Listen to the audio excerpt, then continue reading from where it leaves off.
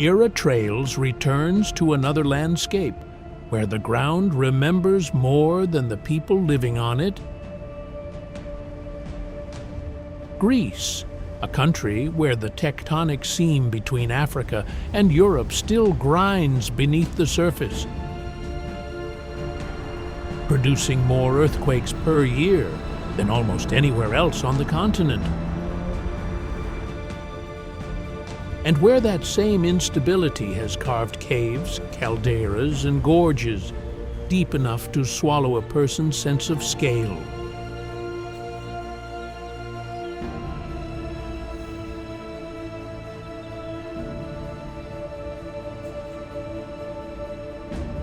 We start inland, among rock towers rising out of the Thessalian plain,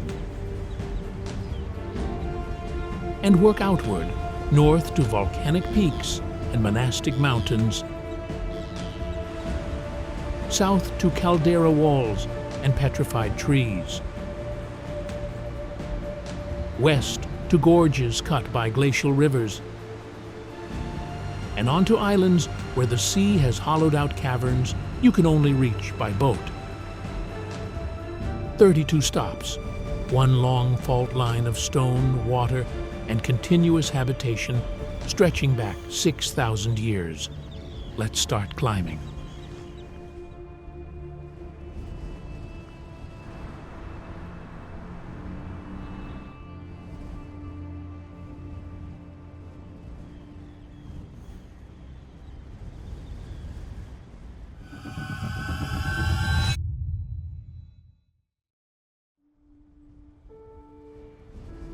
The rock towers of Meteora rise as much as 1,200 feet straight out of the plain, and the first thing you notice standing beneath them is the sound, swifts screaming as they cut between the pillars, their calls bouncing off vertical stone with nowhere else to go.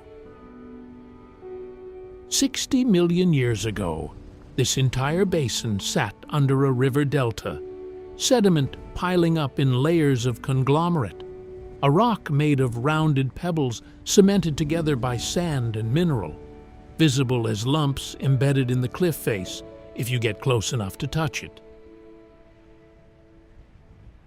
Uplift from the collision of tectonic plates pushed the riverbed skyward, and differential erosion, softer material washing away faster than the harder conglomerate around it, left these isolated columns standing alone. The rock is coarse under the hand, gritty rather than smooth, and it sheds pebbles constantly, which is why monks building here in the 14th century needed rope ladders they could pull up behind them rather than fixed stairs. 6 monasteries remain active out of an original 24, and the buildings themselves solve the same problem the rock does: how to occupy an impossible vertical surface. The Great Meteoron, the largest, sits atop a pillar reached today by 300 carved steps, though for centuries monks and supplies went up in a net. Winched by hand, sometimes taking hours. The ossuary inside stores the skulls of monks who died there, stacked deliberately rather than buried, because there was no ground to bury them in. Frescoes inside date to the 16th century, painted by the Cretan school, their pigments still holding color despite 5 centuries of candle smoke. A small museum inside Great Meteoron keeps illuminated manuscripts and vestments once smuggled up the cliffside by rope. Local farmers below still grow the same terraced plots monks once tended by rope-lowered baskets, trading vegetables for candles and salt. What's shifting now is tourism pressure. Over 2 million visitors a year climb these same steps the monks cut for solitude, and several monasteries have begun capping daily visitor numbers to protect both the frescoes and the remaining handful of resident monks. We leave the plain behind and climb in elevation and latitude both, heading north toward a peak that Greek mythology reserved for its gods. Ahead of us is Mount Olympus, where cloud cover is so persistent it gave rise to the idea of an unseen world above the tree line.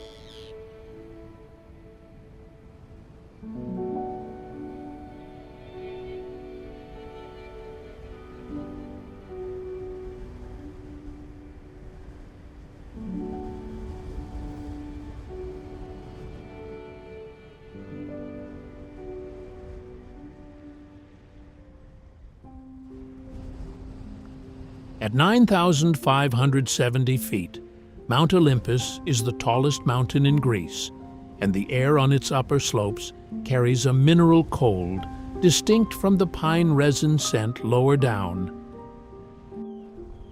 A shift you can smell before you can see it, somewhere around the tree line. The mountain is built from limestone and marble laid down as marine sediment roughly 200 million years ago, when this entire region sat beneath a shallow sea. Tectonic compression folded and lifted those seabeds into the jagged ridgeline visible today, and the peak's near-permanent cloud cover, caused by moist Aegean air forced upward and cooled rapidly, is precisely why ancient Greeks placed their gods here. The summit was, for practical purposes, never visible. Below the cloud line, forests shift dramatically with elevation. Black pine dominates the lower slopes,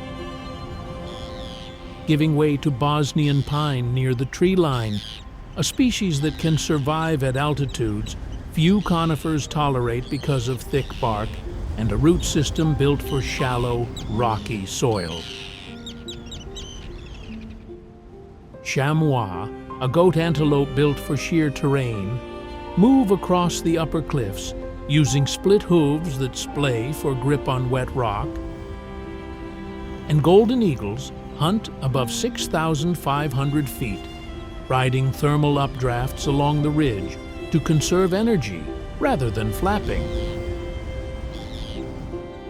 Human history here reaches back to the mountain's mythological role as home of the 12 Olympian gods, but physical evidence of worship survives lower down at the ancient sanctuary of Dion,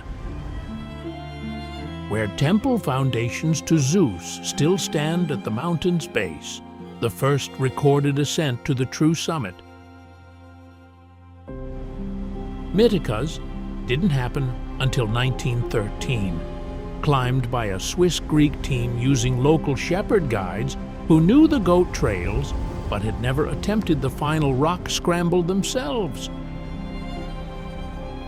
Refuge huts built in the 1920s still operate along the main routes, stone structures with wood-burning stoves that shepherds and climbers alike use during sudden weather shifts, since storms can roll in within 20 minutes, even on clear mornings.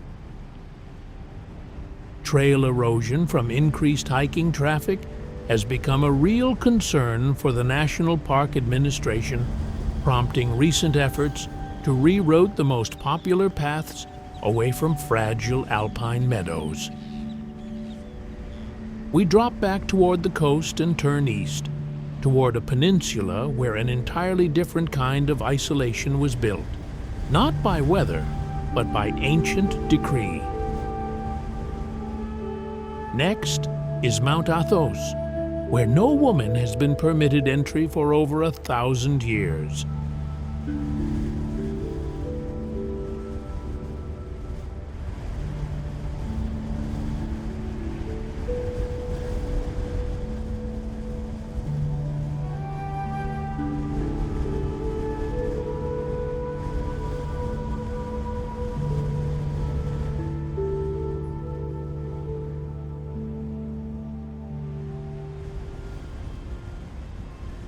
Mount Athos rises to 6,670 feet at the tip of a narrow peninsula. and the first sound that reaches visiting boats approaching by sea is monastery bells, 20 monasteries worth, staggered across different hours of a Byzantine calendar that doesn't match the clock most of the world uses. The peninsula's ban on female entry, both human and, historically, most female domestic animals, has been held since 1046 AD, making it one of the longest enforced exclusion zones anywhere in the world. Geologically, the peninsula is a mix of granite and schist, pushed up along the same fault system responsible for the northern Aegean's seismic activity. The granite forms the peak itself, resistant to erosion, while schist, a flaky, layered, metamorphic rock, dominates lower slopes and splits easily along thin sheets, which local builders historically quarried directly for monastery walls. Marble deposits near the coast supplied columns and flooring for several of the oldest foundations. Golden jackals hunt the peninsula's lower forests at night, an animal more associated with Africa and the Middle East than Europe, present here because the Balkans sit at the edge of their range. Above them, Eurasian eagle owls nest on cliffs undisturbed by human traffic, since the entire peninsula operates under a self-governing monastic constitution that limits daily visitor permits to around 100 pilgrims. 20 monasteries remain active, the oldest founded in 963 AD by Athanasios the Athonite, whose original wooden cell grew into the fortress monastery of Great Lavra. Still standing with towers built to withstand pirate raids that plagued the coast for centuries. Manuscript libraries inside hold over 15,000 volumes across the peninsula, some predating the printing press by 500 years, preserved partly because the isolation that kept women out also kept looters and fires at bay longer than in mainland monasteries. Monks still bake bread in wood-fired ovens, using recipes passed down through generations, and beekeeping remains a primary source of income, with honey sold to fund monastery restoration.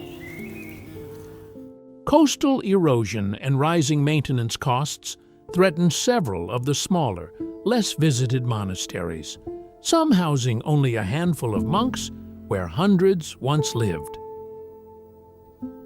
As we leave the peninsula, the land opens up again, flattening into the plains and hills of Phocis, where our next stop carried a different kind of authority,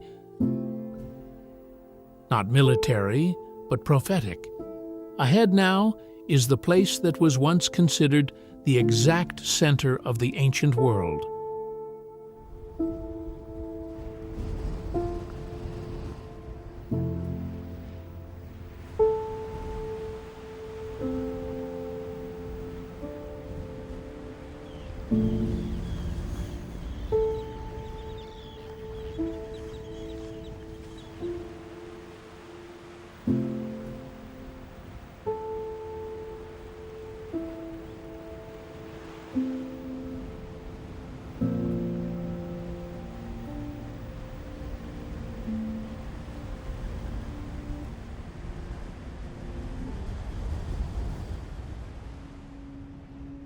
Delphi sits on the southern slope of Mount Parnassus at roughly 2,000 feet, and the site still emits a faint, sulfurous note near certain rock fissures.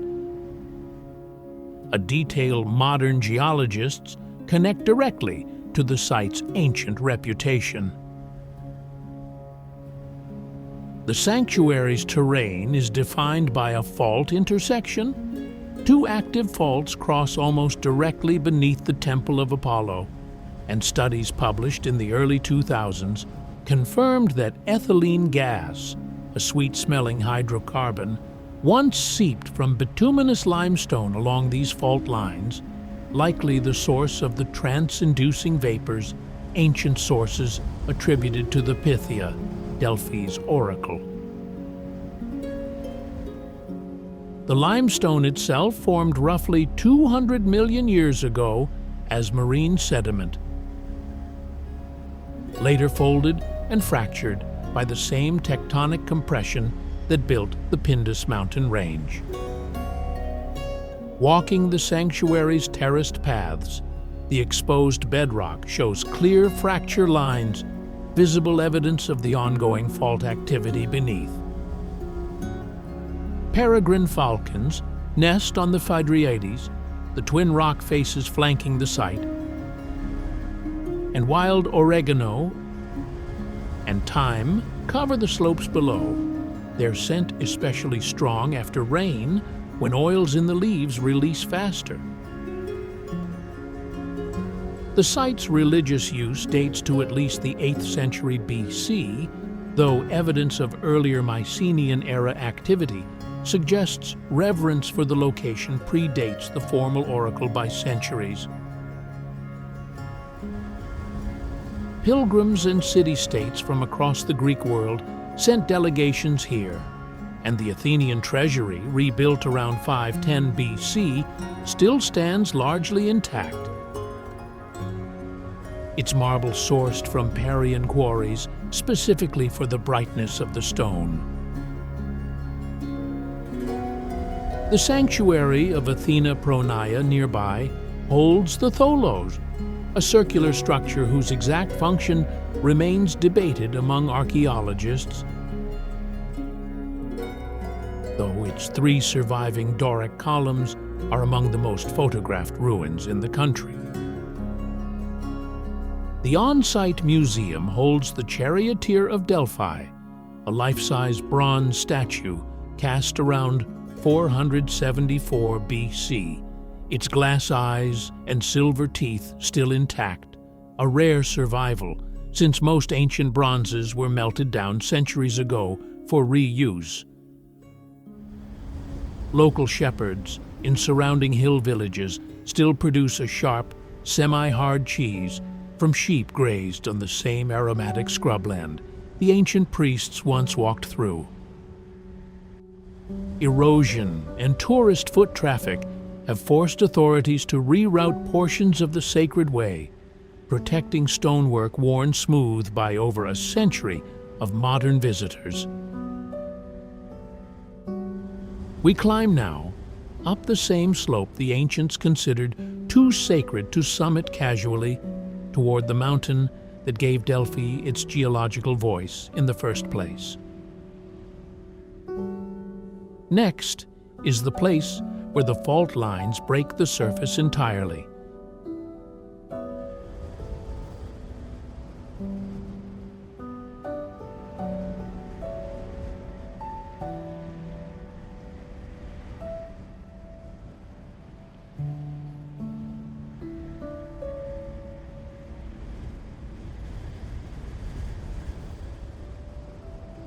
Mount Parnassus rises to 8,061 feet above Delphi, and near the summit, wind moves differently than in the forests below. A persistent, unbroken sound with no birdsong to interrupt it, since few species nest above the tree line here. The mountain is composed largely of limestone, riddled with karst formations, sinkholes, caves, and underground drainage systems formed as slightly acidic rainwater dissolves the rock over thousands of years. The Korykion Cave, a large karst cavern on the mountain slopes, was used for cult worship as far back as the Neolithic period. And stalactites inside still grow at a rate of roughly 1 centimeter per century, a literal clock made of dripping mineral water. Fault activity beneath the mountain connects directly to the seismic system responsible for Delphi's oracular vapors, and the exposed rock along hiking trails shows visible slip surfaces, smooth plains where blocks of stone have ground past each other during past earthquakes. The mountain's most distinctive resident, botanically, is the Greek fir, locally called the Parnassus fir, adapted to the mountain's thin, alkaline limestone soil. Snow persists on the north-facing slopes into early summer, feeding seasonal streams that support small, isolated wetland patches, unusual for such dry terrain overall.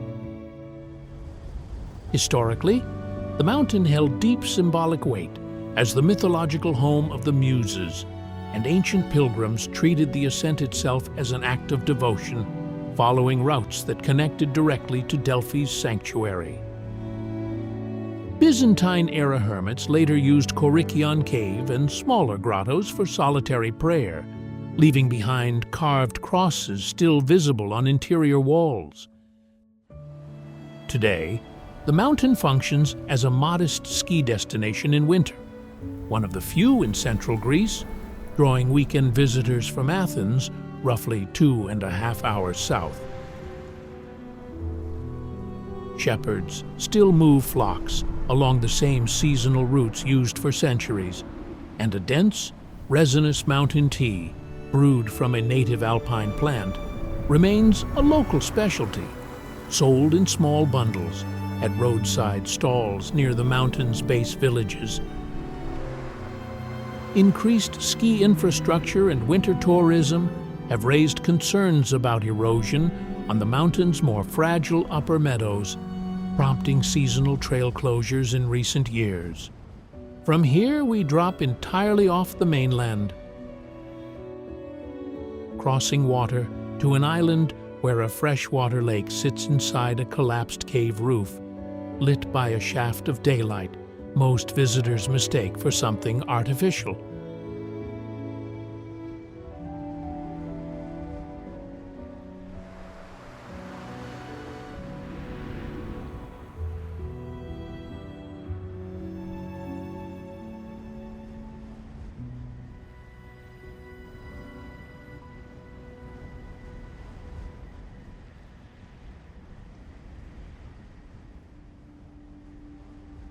Inside Melisani Cave on the island of Kefalonia, the water is startlingly clear and shifts color through the day, from deep blue to turquoise, depending on how directly sunlight falls through the collapsed section of roof overhead.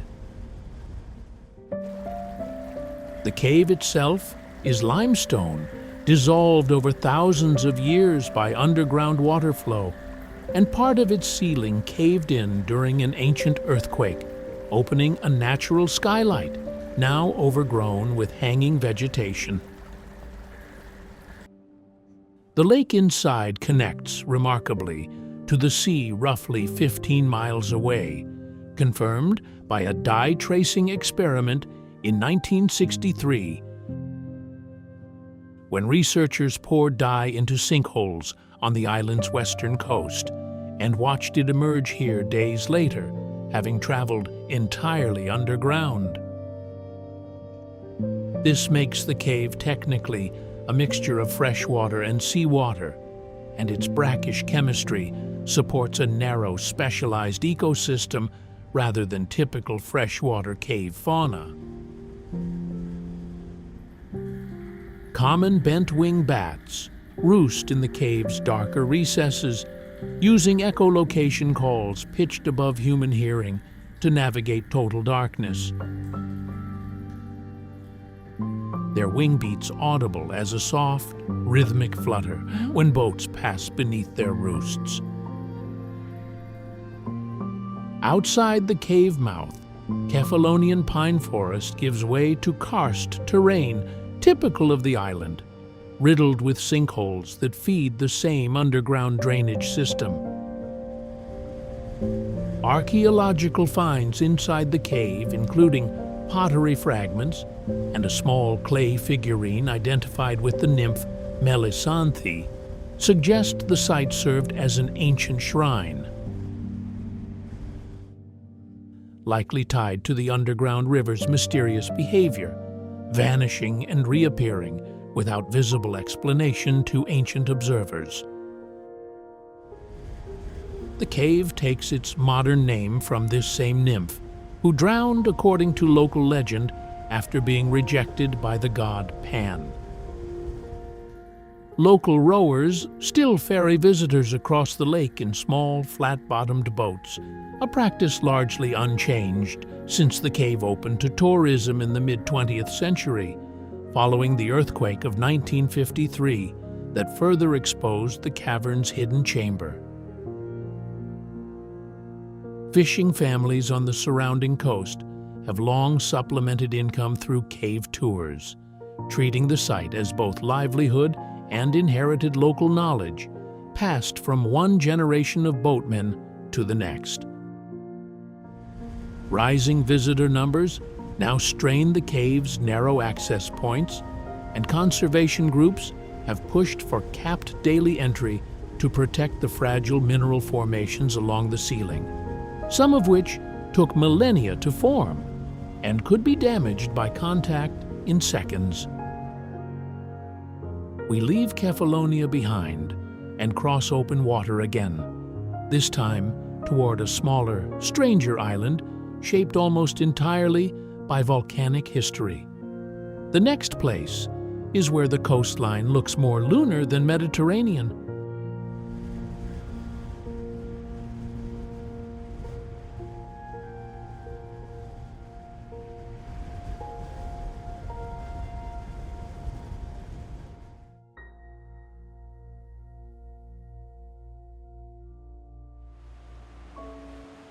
Sarakiniko, on the island of Milos, is famous for looking almost nothing like the rest of Greece.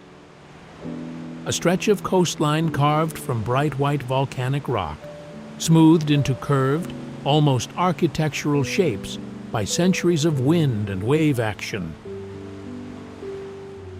Underfoot, the rock has a chalky, slightly abrasive texture, warm from the sun even when the surrounding sea stays cool, and the wind here carries a faint sulfur note typical of volcanic islands still geologically active beneath the surface. The white rock is volcanic tuff, formed from compacted volcanic ash roughly 1.5 million years ago. During Milos's most active eruptive period as part of the South Aegean volcanic arc, the same tectonic system responsible for Santorini further east. Wave erosion has carved the tuff into smooth coves, natural pools, and rounded overhangs, a process still ongoing and visibly reshaping the coastline year by year. Yellow-legged gulls nest along the higher ledges, one of the few species tough enough to use this exposed, mineral-poor coastline for shelter. Historically, Milos's unique geology drove its economy for millennia. The island's obsidian deposits, natural volcanic glass, were mined and traded across the Aegean as far back as 11,000 years ago. Among the earliest evidence of long-distance trade in the region, since obsidian's sharp edge made it valuable for tools long before metal use began. Sarakiniko's own coastline shows evidence of ancient anchorage use, sheltered coves ideal for small boats even in antiquity. More recently, the site's dramatic, almost surreal rock formations have made it a favored filming location, drawing productions attracted to a landscape that looks deliberately designed rather than naturally formed. Local fishermen still use small coves along this coast, much as their ancestors did, mooring boats in the same wind-sheltered pockets carved by the same erosion that shapes the tourist photographs today.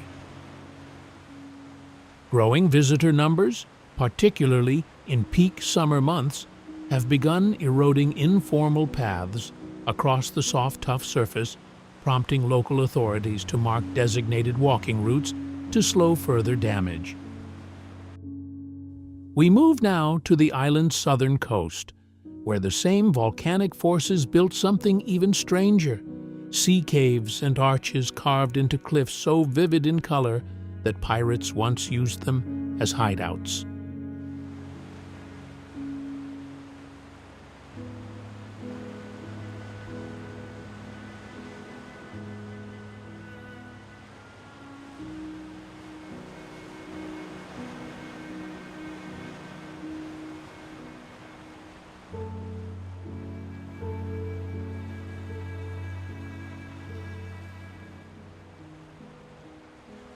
Kleftiko, on the southwestern tip of Milos, is reachable only by boat, and the approach itself tells the geological story before you set foot near the cliffs. Jagged white and gray rock towers rising directly from turquoise water, riddled with sea caves carved clean through in places, creating natural arches you can pass a small boat beneath. The name itself means thief's hideout in Greek, a direct reference to the pirates who once used these hidden coves to shelter from patrol ships along the open coastline.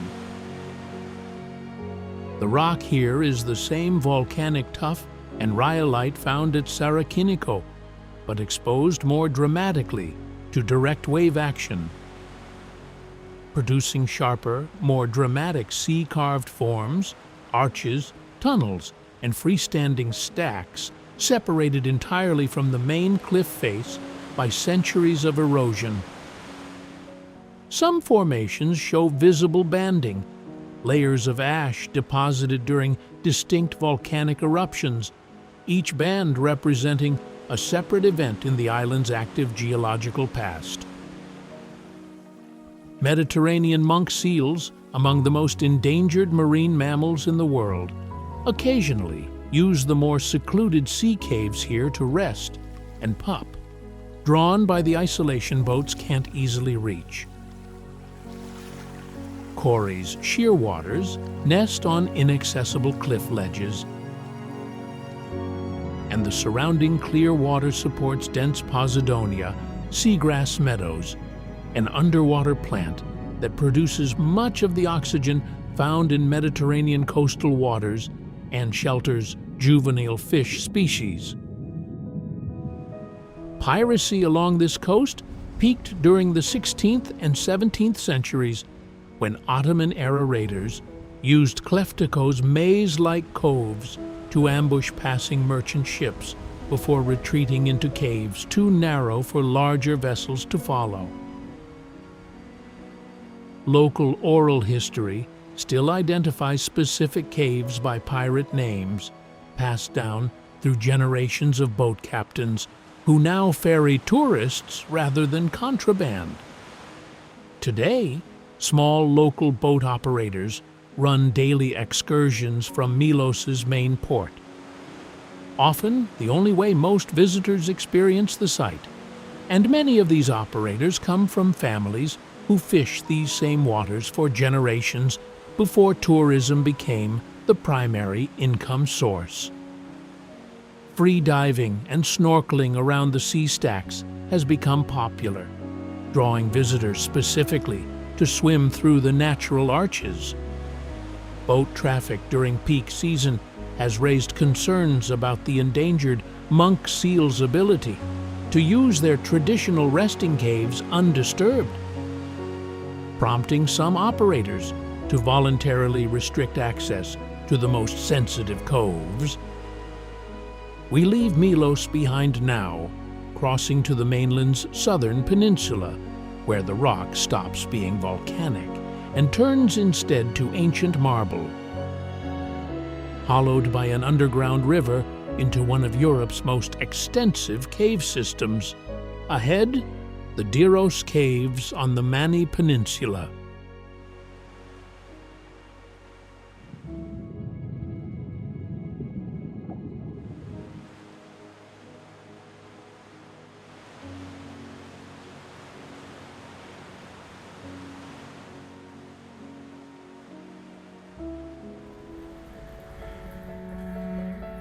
The Diros Caves on the Mani Peninsula are toured by small, flat-bottom boats gliding through narrow underground channels.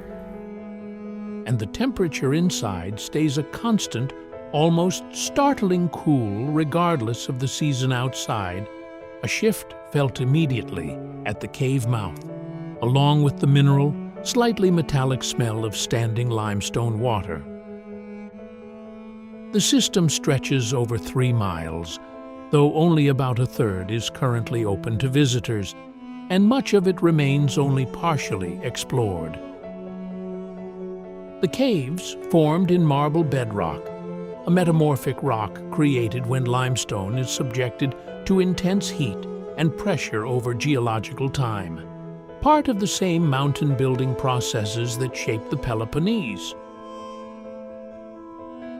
Water flowing through cracks in this marble slowly dissolved the rock over hundreds of thousands of years, creating the cave's chambers. And the stalactites and stalagmites now visible grow at a rate of roughly 1 centimeter every 100 years. Some formations here estimated at over 20,000 years old. The cave system remains partially flooded due to sea level changes since the last ice age, which is precisely why boat tours rather than walking tours became the standard way to experience the site. Blind cave shrimp, adapted entirely to lightless conditions, live in some of the deeper pools, having lost pigmentation and eyesight over generations spent without any exposure to sunlight.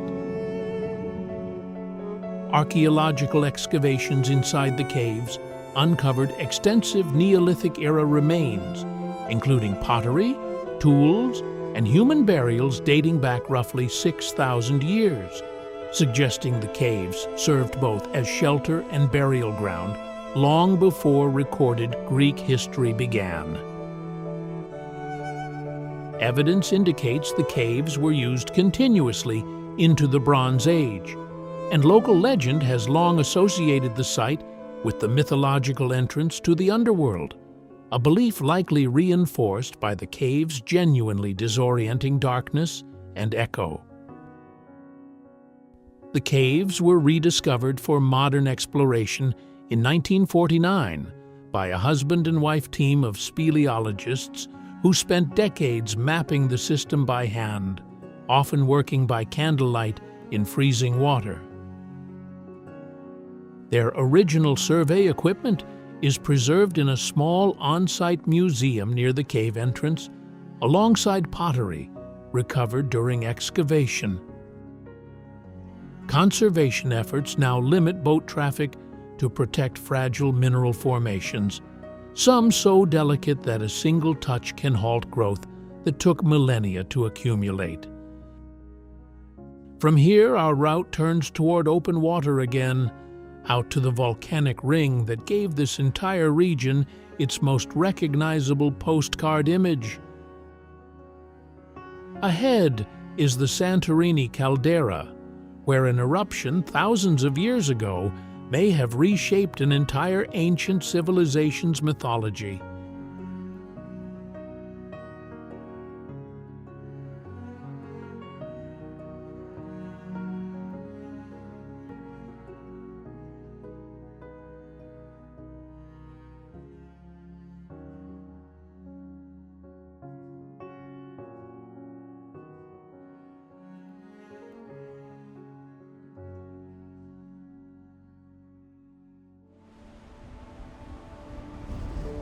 Standing on the caldera rim of Santorini, the drop to the water below reaches roughly 1,000 feet in places.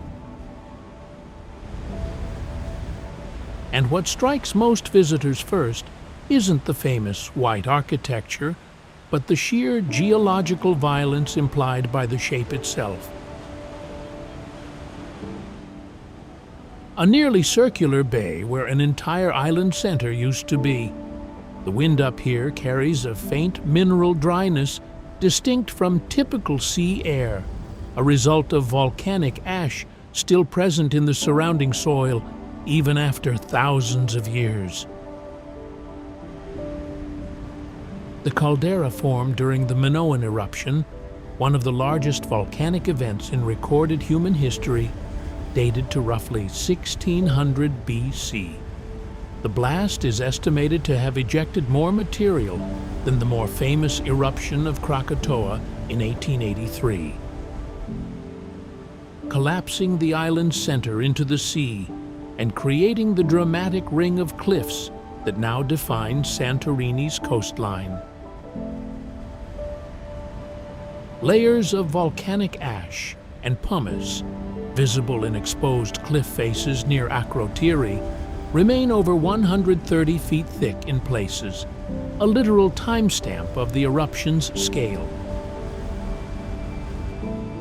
Few plants tolerate the mineral-poor volcanic soil directly at the caldera rim. But the same soil produces the island's distinctive Assyrtiko grape, grown in low, basket-shaped vines that protect fruit from constant wind rather than trained upward on typical trellises. The eruption buried the Minoan-era settlement of Akrotiri, preserved remarkably intact under ash, much like Pompeii, though notably without human remains found so far, suggesting residents had time to evacuate before the final explosive event. Some archaeologists have connected the eruption's scale and timing to the Atlantis myth recorded centuries later by Plato, though this remains a debated theory rather than settled fact. The cliff-top towns of Phyra and Oya, built directly into the caldera wall, use a distinctive cave house architecture, homes carved partially into volcanic rock, keeping interiors cool without modern air conditioning even during peak summer heat. Local fishermen still bring catch directly to small tavernas built into the cliffside, continuing a food culture built around simple preparation of extremely fresh seafood. Continued seismic monitoring remains active here, since the volcanic system beneath the caldera is not extinct, only dormant, and mild tremors are regularly recorded. We cross the caldera itself now, by boat, toward the small island sitting at its center, the visible proof that this volcano is still very much alive.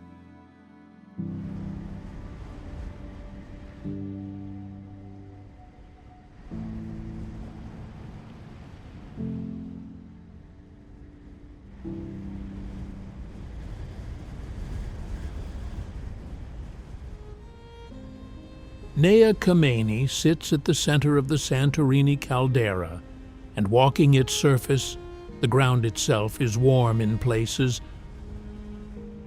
occasionally hot enough to feel through boot soles, while a distinct sulfur smell rises from active fumaroles, vents releasing volcanic gas directly from the earth. It is among the youngest land masses in Greece, built entirely from lava flows erupted well within recorded human history. The island formed through a series of eruptions beginning around 197 BC and continuing intermittently into the 20th century. The most recent significant activity occurring in 1950. Unlike the caldera's ancient ash-heavy walls, Nea Kamenni is composed of dark, relatively fresh andesite and dacite lava. Rock types that cooled and solidified in visible jagged flows still largely bare of vegetation. Almost nothing grows on the island's blackened surface, though a few hardy shrub species have gained a foothold in ash-filled crevices, and the surrounding warm coastal water, heated by underwater volcanic vents, supports unusually resilient algae and small fish populations adapted to elevated mineral content. ancient Greek writers recorded new islands, mysteriously appearing within the caldera over centuries, correctly interpreting eruptions even without modern volcanology. Since each new eruption physically added new land to what eventually became Nea Kamenni and its neighbor, Palea Kamenni. Sailors historically treated the smoking, shifting island with a mix of fear and superstition, a response justified given ongoing activity. Modern geologists monitor the island continuously as part of a broader volcanic hazard system covering the entire Santorini region, since another major eruption remains a long-term geological certainty, even if not an imminent one. Small hiking paths now lead visitors to the summit crater, where the ground's warmth and visible steam vents make the volcano's active status impossible to ignore, unlike calderas elsewhere that appear entirely dormant to the casual eye. Boat tours, combining Nea Kamenni with nearby hot springs at Palea Kamenni, have become a standard visitor activity, and increased boat traffic in the caldera has raised some concern about erosion along the fragile volcanic shoreline. We leave the caldera now, traveling north to an island where volcanic activity didn't just shape the land, it fossilized an entire ancient forest in place.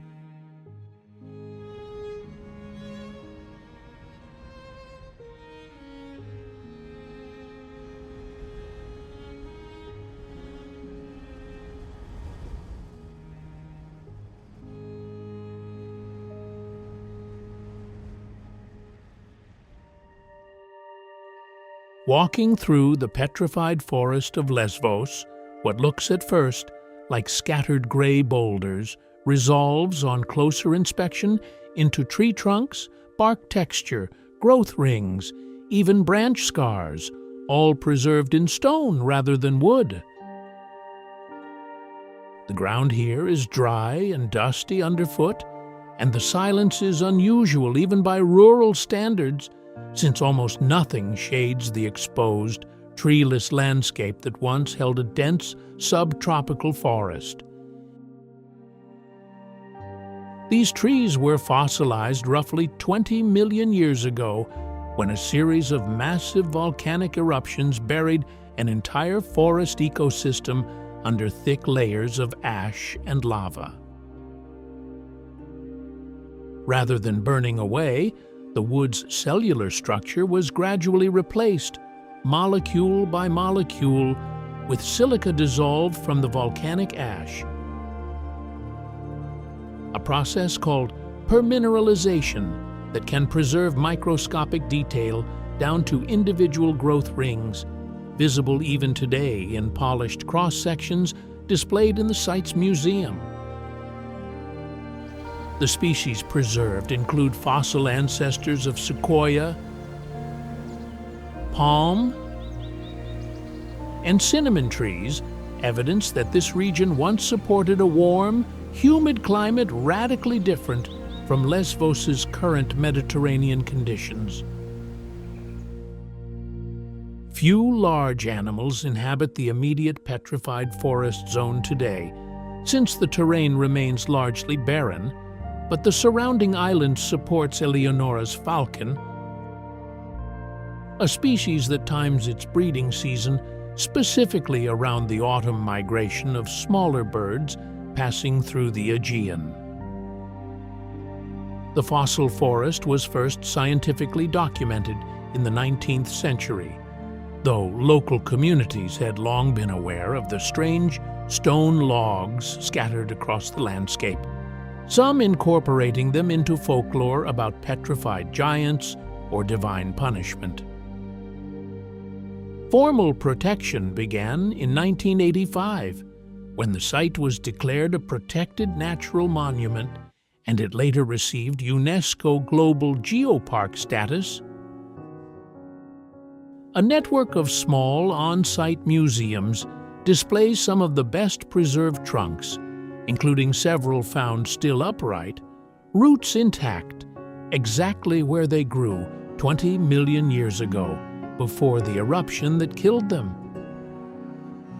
Local villages near the site have built modest tourism economies around the fossil forest, with small, family-run tavernas serving traditional Lesvos cuisine, heavy on olive oil pressed from groves planted in the island's fertile volcanic soil elsewhere. Illegal collection of fossil fragments remains an ongoing enforcement issue for site authorities, since individual pieces can fetch significant money on the black market despite legal protection. We leave the coast now and head northwest to the mainland's mountainous interior, toward a gorge cut so deep into limestone that its floor sees direct sunlight for only a few hours a day.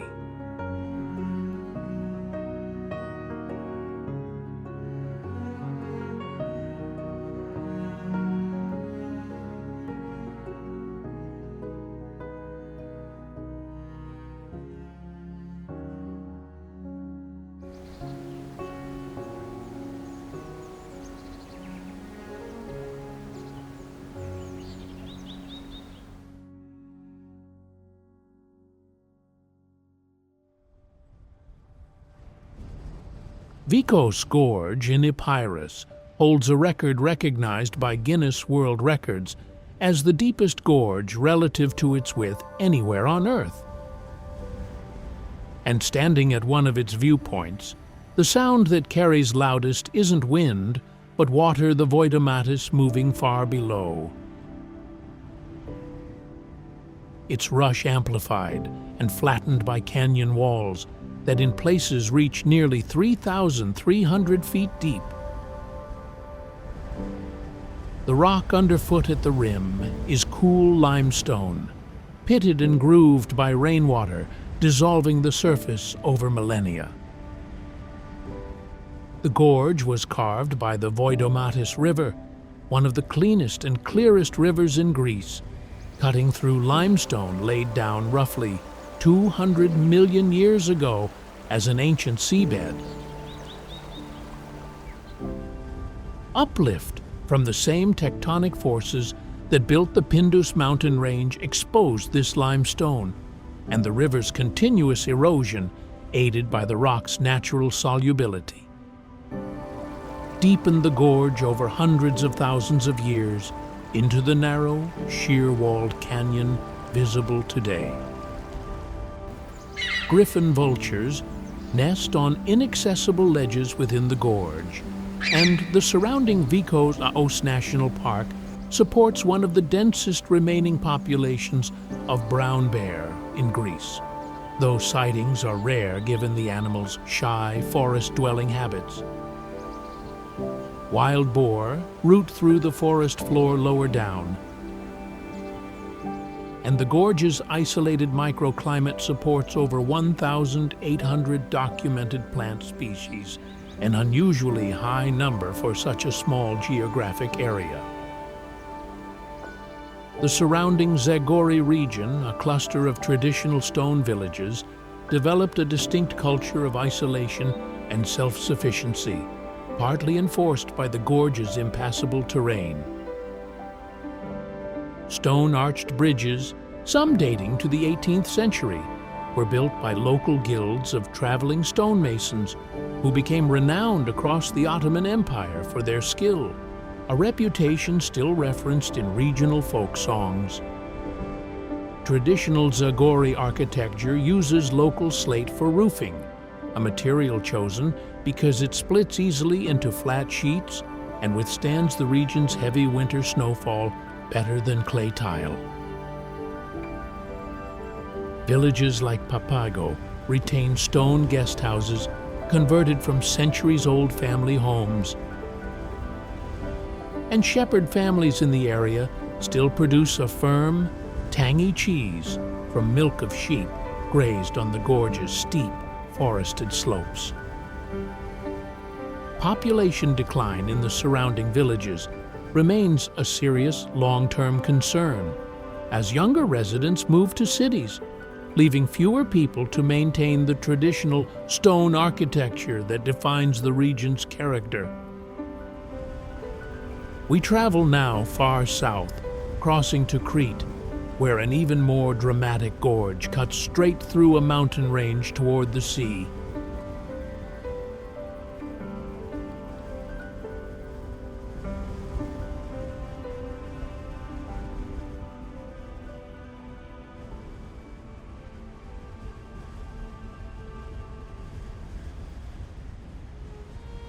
Samaria Gorge on Crete stretches roughly 10 miles from a high mountain plateau down to the Libyan Sea, and hikers moving through its narrowest section, known as the Iron Gates, pass between limestone walls just 13 feet apart at points. Close enough that the temperature noticeably drops, and the air smells distinctly of wet stone and pine resin trapped between the cliffs.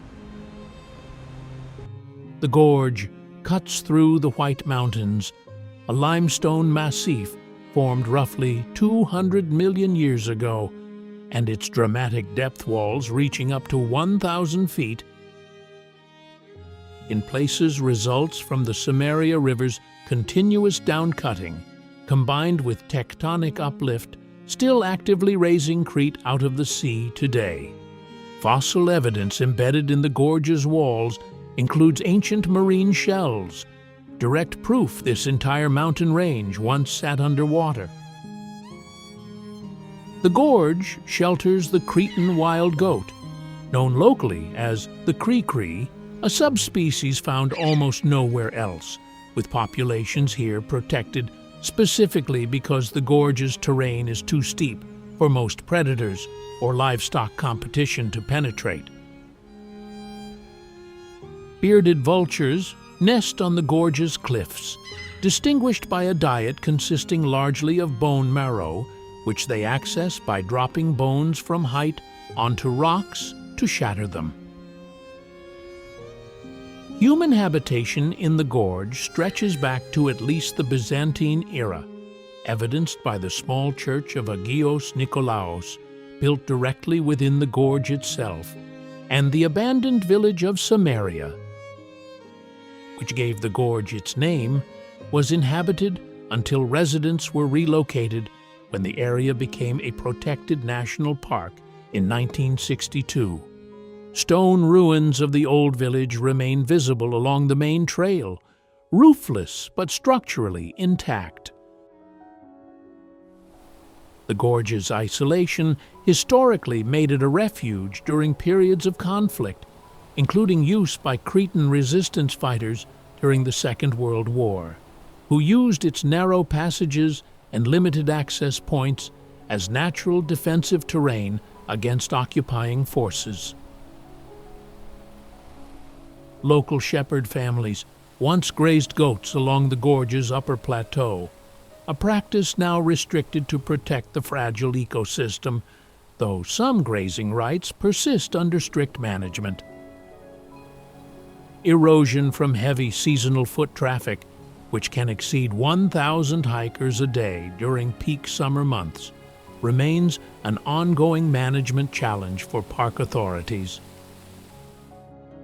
We leave the gorge at its southern mouth, near the coast, and follow the shoreline west toward a series of waterfalls carved into a completely different kind of rock. Ahead is now the Polylimnio waterfalls in Messenia.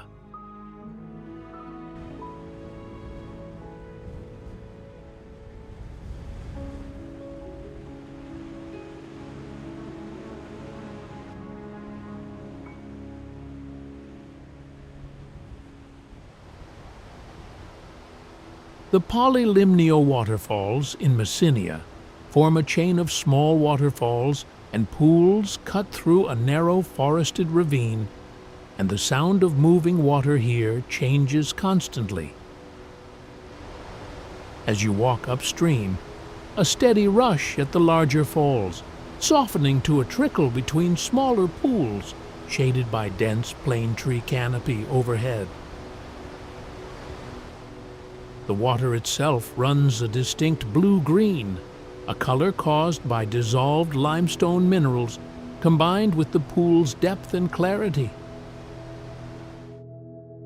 The ravine's rock is limestone, carved gradually by the seasonal Ramonada stream, which cuts through soft sedimentary layers formed roughly 20 million years ago.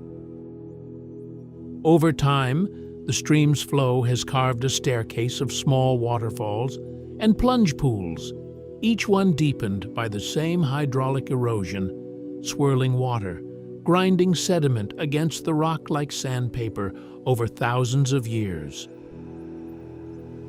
Plane trees dominate the canopy, their roots exposed along the stream banks where soil has washed away.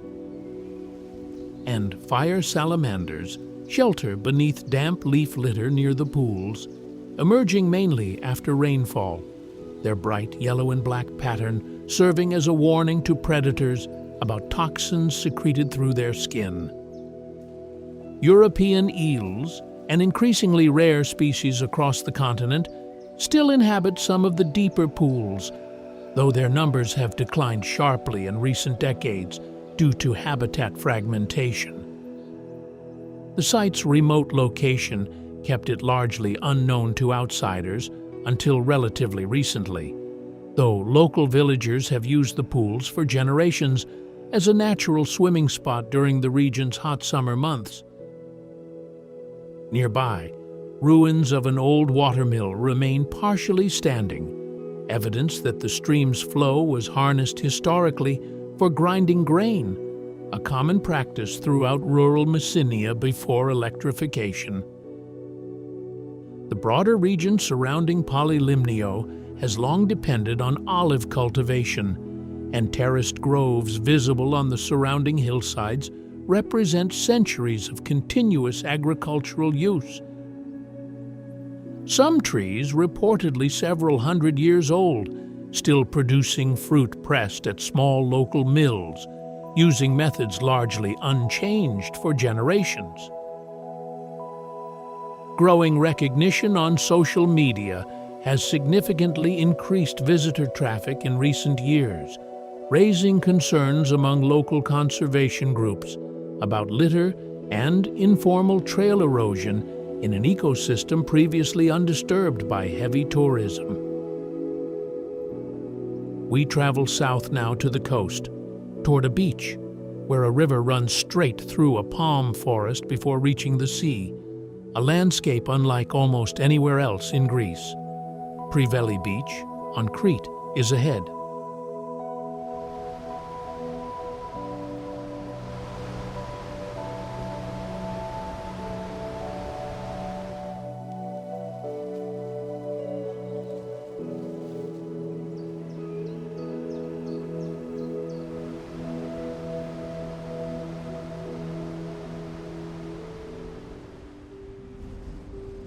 Priveli Beach, on the southern coast of Crete, is reached by a steep path descending through a gorge shaded almost entirely by wild palm trees, and the air noticeably thickens and warms in the final stretch before the beach itself, carrying the specific green, mineral scent of freshwater meeting salt. The Cortagliotico Gorge River runs directly across the sand here before emptying into the sea, a rare freshwater to saltwater transition visible in a single glance. The palm grove itself is composed largely of Cretan date palm, a species endemic to the island and believed to be a relict population surviving from a much wetter climatic period thousands of years ago. The gorge's limestone walls, similar in age and origin to those at Samaria, funnel the river directly to the coast. And the beach's sand is a mix of fine granules eroded from this same limestone, carried down by seasonal flooding. The freshwater river supports a distinct pocket ecosystem rarely found on Mediterranean beaches, including small populations of freshwater fish and terrapins living just meters from open sea. Little egrets frequently hunt the shallow river mouth, where fresh and saltwater mix, drawn by the small fish concentrated there. Historically, the palm grove and nearby Preveli Monastery, perched on the cliffs above, played a significant role during the Second World War, sheltering and helping evacuate Allied soldiers stranded after the Battle of Crete in 1941. The monastery's monks organized much of this effort, using the gorge's natural concealment to hide soldiers awaiting rescue by submarine, a story still commemorated at the site today. The monastery itself, parts of which date to the 16th century, maintains a small museum documenting both its religious history and its wartime role, alongside relics and vestments predating the modern building. Local beekeeping remains an active tradition in the surrounding hills, with monastery-produced honey sold to visitors as a direct continuation of centuries-old land use. Storm damage and rising visitor numbers have periodically threatened the fragile palm grove, prompting conservation efforts to protect the ecosystem from further erosion and litter. We leave the palms and salt air behind, turning back north across the mainland toward a river system that is carved through granite rather than limestone entirely, a different kind of gorge, cooler and greener in the country's northeastern corner.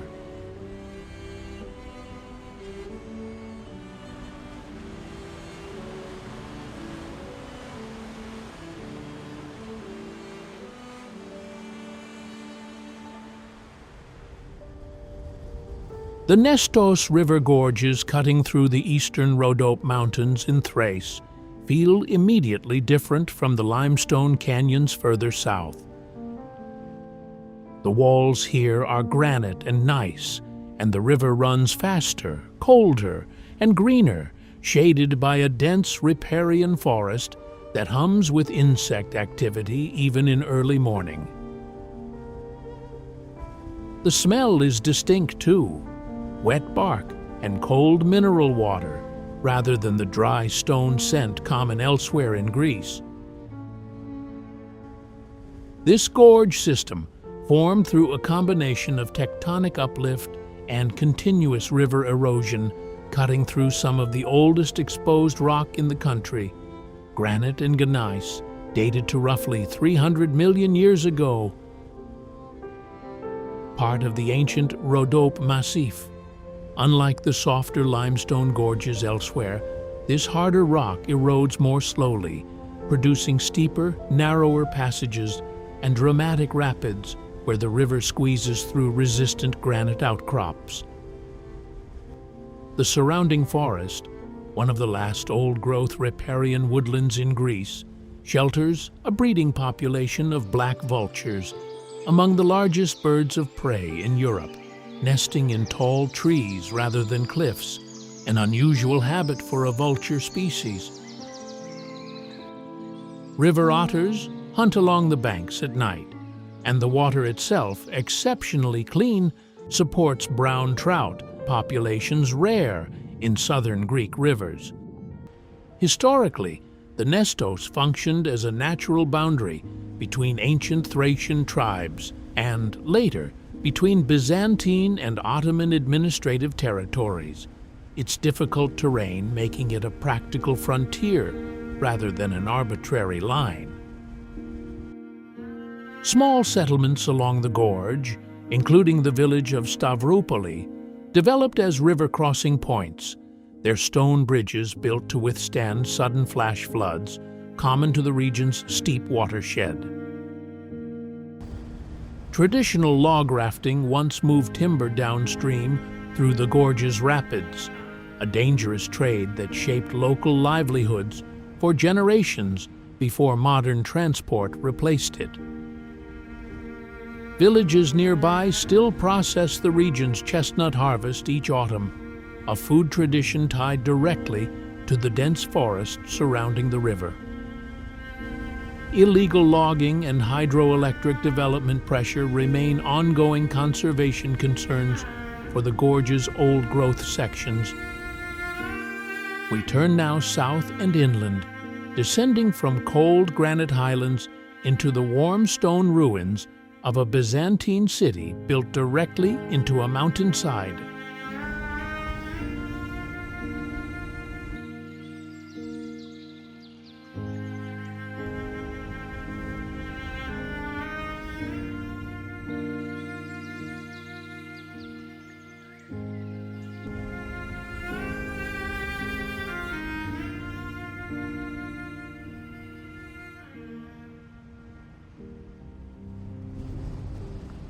Mystras rises in tiers up the slope of Mount Taygetus, and walking its abandoned streets, the sound that dominates is wind moving through empty stone archways.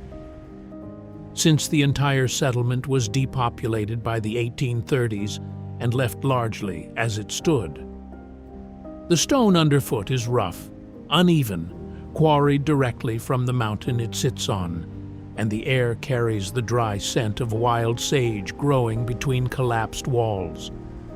The site sits at roughly 2,000 feet, built on a limestone spur of Mount Taygetus, a mountain range formed by tectonic uplift roughly 15 million years ago, among the more recent major uplifts in Greece. The steep terrain, which made the site defensible, also means much of the original city clings to slopes exceeding a 30-degree grade, requiring stepped streets rather than flat roads throughout. The Greek tortoise moves slowly through the lower terraces today, grazing on scrub vegetation that has reclaimed much of the abandoned city, one of the few living things to have fully repossessed the site. Founded in 1249 by a Frankish crusader lord, Mystras later became a major Byzantine cultural center, serving as the seat of the Despotate of the Morea, and, briefly, home to the last crowned Byzantine emperor before Constantinople's fall in 1453. The city's churches, including the Pantanassa Monastery, still house working nuns today, making it one of the few inhabited corners of an otherwise empty archaeological site. Byzantine frescoes inside several churches, painted between the 13th and 15th centuries, remain remarkably vivid, protected partly by the dry mountain climate and partly by the site's isolation after abandonment. The former royal palace, a rare surviving example of Byzantine secular architecture, once hosted elaborate court ceremonies and scholarly gatherings that made Mystras a late center of Byzantine philosophy and learning. Local shepherd families in the valley below still produce a firm mountain cheese from Taygetus-grazed sheep, continuing an agricultural tradition older than the ruins themselves. Erosion of exposed frescoes remains an active preservation concern, with UNESCO-funded conservation ongoing. We head east now toward the coast, crossing to an island city where medieval fortification walls still enclose an entire living town.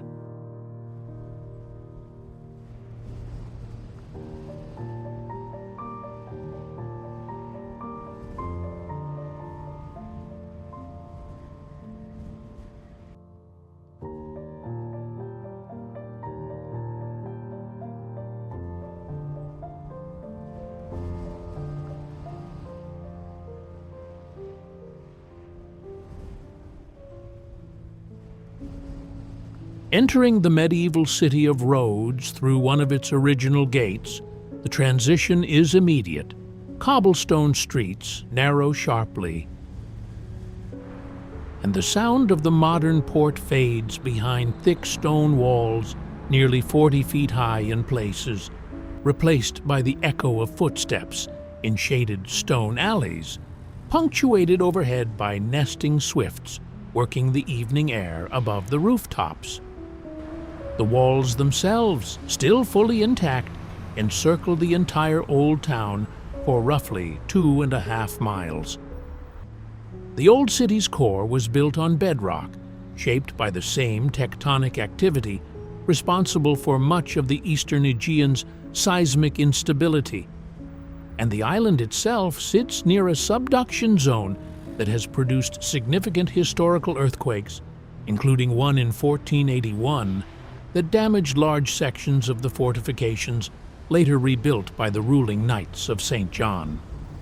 The Knights Hospitaller ruled Rhodes from 1309 until their expulsion by Ottoman forces in 1522, and their fortifications, built and repeatedly reinforced during this period, remain the most complete medieval defensive walls surviving anywhere in Europe.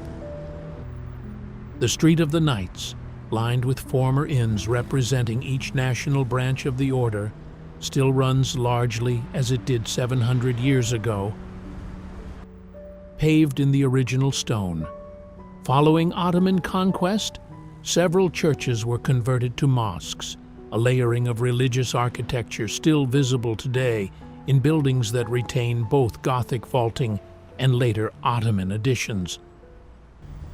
The Palace of the Grand Master, largely rebuilt in the 20th century after an earlier explosion, now houses a museum displaying artifacts from across the island's layered history. Traditional Rhodian pottery, distinguished by bold floral patterns, developed under Ottoman influence and remains a living craft, produced by a small number of workshops within the old town, using techniques passed down through family lines. Structural strain from mass tourism, particularly in peak summer months, remains an ongoing management concern for the old town's ancient stonework.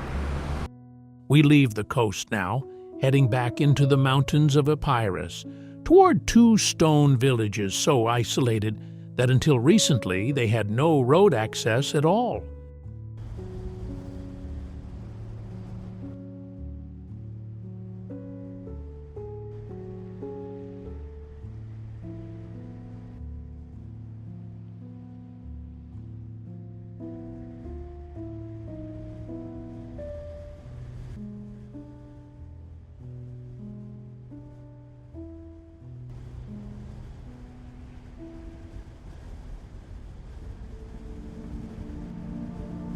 Sirocco sits at roughly 3,600 feet on a steep slope in the Tsumerka Mountains, and the village announces itself before you see it, the sound of a fast-moving stream far below. And stone rooftops so uniform in color they blend almost completely into the surrounding cliff face. Slate covers every roof here, quarried from the immediate area, giving the entire village a gray, weathered texture unlike the whitewashed towns typical of the Greek islands. The mountains surrounding Sirocco are limestone and flysch, a mixed sedimentary rock formed roughly 60 million years ago from ancient marine deposits, later folded dramatically by the same tectonic forces that built the Pindus Range. The village's extreme slope, exceeding grades of 40 degrees in places, forced builders to construct homes directly into the hillside. Several stories stacked so that a building's roof often sits level with a neighboring street. Wildflower meadows below the tree line briefly explode with color each spring, feeding populations of native bee species that local beekeepers rely on for honey production.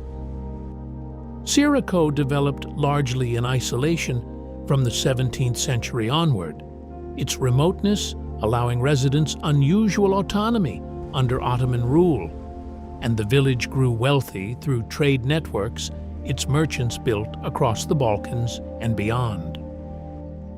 Stone mansions from this period some 3 and 4 stories tall, still stand throughout the village, their scale unusual for such a remote settlement.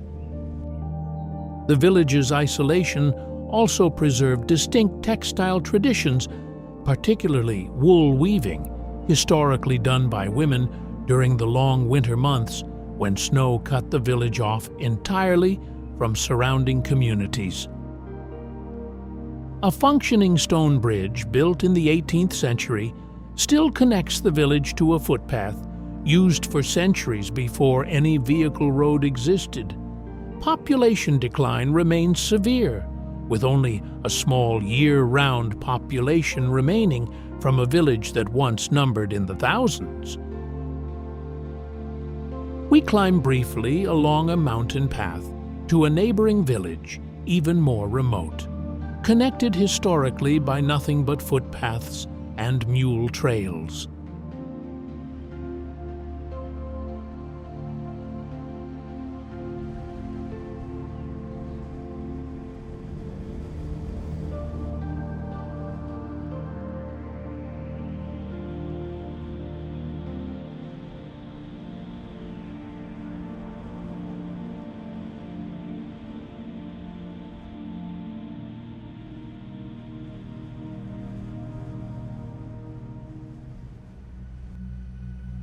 Calorites, roughly a 90-minute walk from Saraco along an old stone mule path, sits even higher and feels more exposed.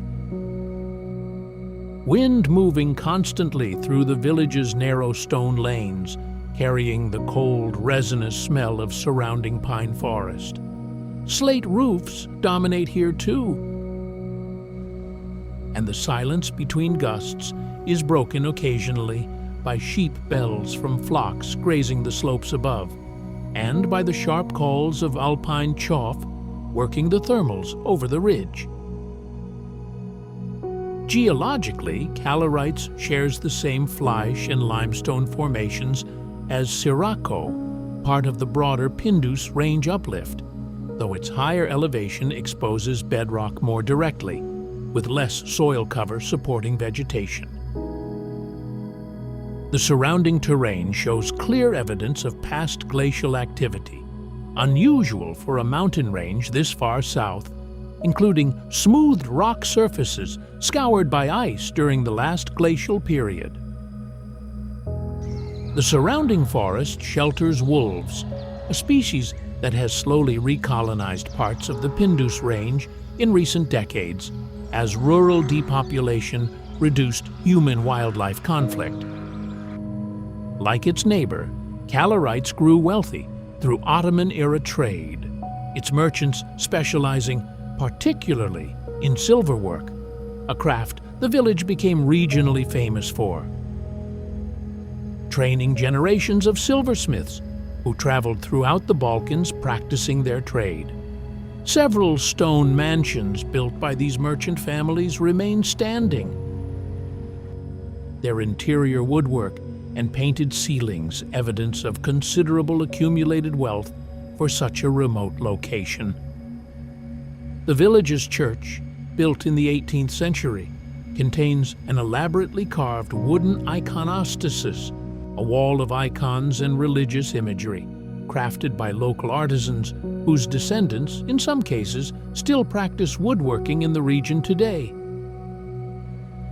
Traditional silver filigree jewelry, though now made by only a handful of remaining craftsmen, is still occasionally produced using techniques directly inherited from the village's Ottoman-era silversmith guilds. Severe depopulation has left Calorites nearly empty outside of summer months, when descendants of original families return to maintain ancestral homes. We descend from the mountains entirely now, crossing west to the coast and out to an island whose old town still carries the layered fingerprints of Venetian rule.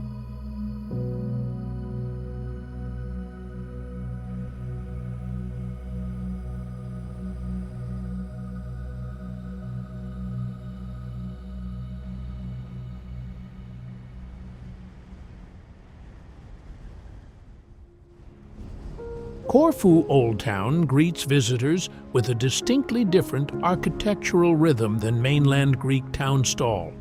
Narrow buildings in shades of ochre and faded red, arranged along streets recognizably Venetian in scale and proportion, and the sound of church bells here follows Western European timing rather than Byzantine tradition, a small but telling detail of the island's history. The old town sits on a narrow peninsula. Its bedrock, a mix of limestone formed roughly 200 million years ago, later shaped by coastal erosion into the natural harbors that made Corfu strategically valuable for centuries.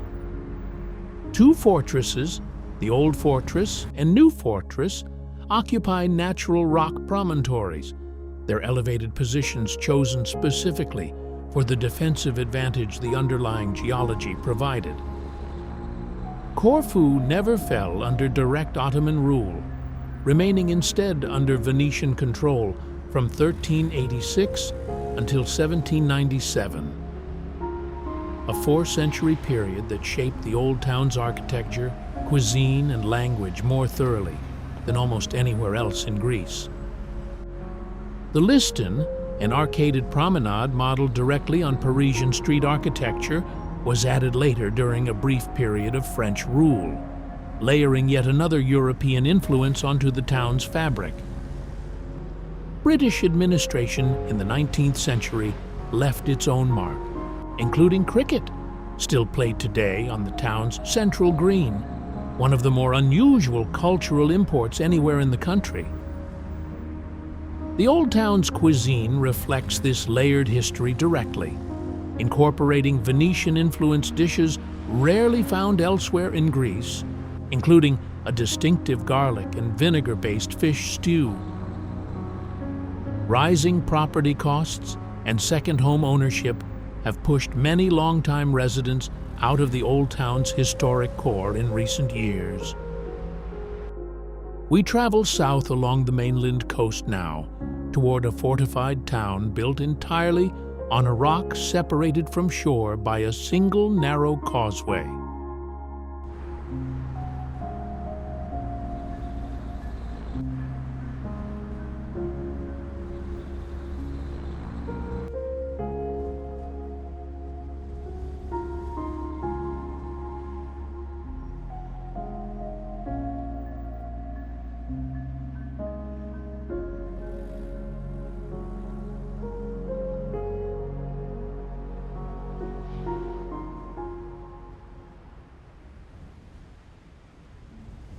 Monemvasia, whose name translates roughly to single entrance, sits on a limestone rock connected to the Peloponnese mainland by one narrow causeway. And approaching it on foot, the walled town remains entirely hidden until you round the rock's final curve, revealing stone buildings stacked densely against the cliff, the sea audible constantly against rock below. The rock itself split from the mainland during an earthquake in 375 AD, an event recorded by ancient historians and confirmed by geological study of the surrounding limestone, formed originally roughly 200 million years ago as marine sediment. The resulting isolated formation made the site naturally defensible, a quality that shaped the entire settlement's subsequent history. Wild capers grow directly from cracks in the fortress walls, harvested locally and pickled as a regional specialty. Founded around 583 AD by residents fleeing Slavic invasions of the mainland, Monemvasia grew into a significant Byzantine trading port, its single narrow entrance making it exceptionally easy to defend and eventually exceptionally profitable to tax as a controlled trade choke point. The town changed hands repeatedly between Byzantine, Frankish, Venetian, and Ottoman rule over subsequent centuries, each leaving distinct architectural traces still visible in the old town's layered buildings. The upper town, largely ruined today, once held the town's principal population and a Byzantine church, Hagia Sophia, that still stands overlooking the sea from the rock's summit. The lower town's mansions, built from local limestone with red-tiled roofs imported originally from Venice, now house small guest houses and tavernas continuing the settlement's long trading tradition, though now for tourists rather than merchants. The town's namesake sweet wine, Malvasia, once exported across medieval Europe under this port's own name, has seen a modern revival by local vintners working to restore production methods nearly lost to history. We turn inland and north now, deep into the country's mountainous interior, toward a pair of high-altitude lakes shared by 3 nations at once.